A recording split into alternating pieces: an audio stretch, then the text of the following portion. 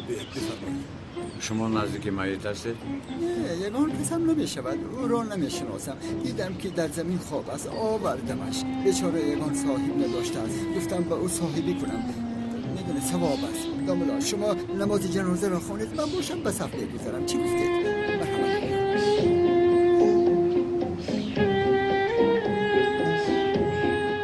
داملا پیش از نماز جنازه چخیل خواندنش را به ما نغزکک میفهمونید. ساختکار حالا میبینه که سیره چخیل خوش میشود.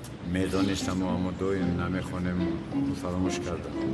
یکی خطا فهمانم یا خدایا هجری در کجای آخیر. بله محترم جماعت، نماز جنازه انا نمیدونی آخی از 4 تکبیر عبارت است. از 4 تکبیر عبارت است. در تکبیر اول سبحانک را میخوانی. سبحانک را میخوانی. در تکبیر دوم باشد سالی باریک.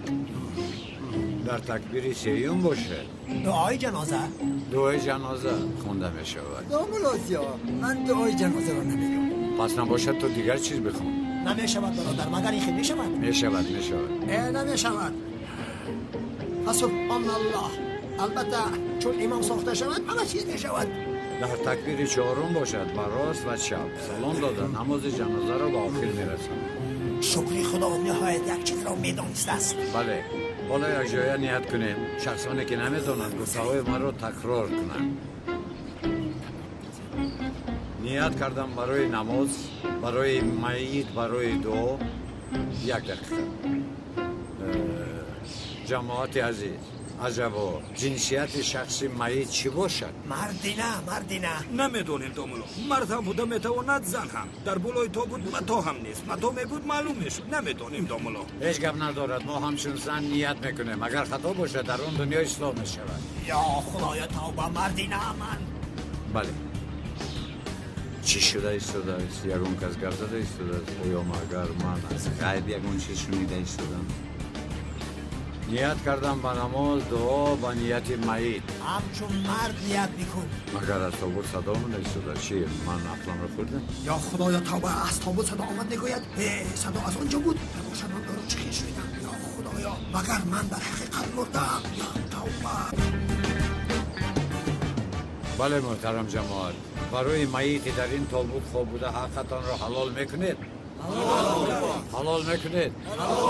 حلال میکنید؟ بس نباشد من هم حلال کردم. حلال بود.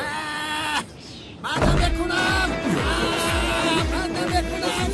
اکرم را حلال نمیکنم. حتی یک نمازی جنازه را خوانده نمیتوانی. این داملا ساخته سرتخل. این همون دیوانه است. تو چی خبر با استادم چسبیده ای؟ تو آدم را حتی با دوزخ هم میبری. حریف دیوانه.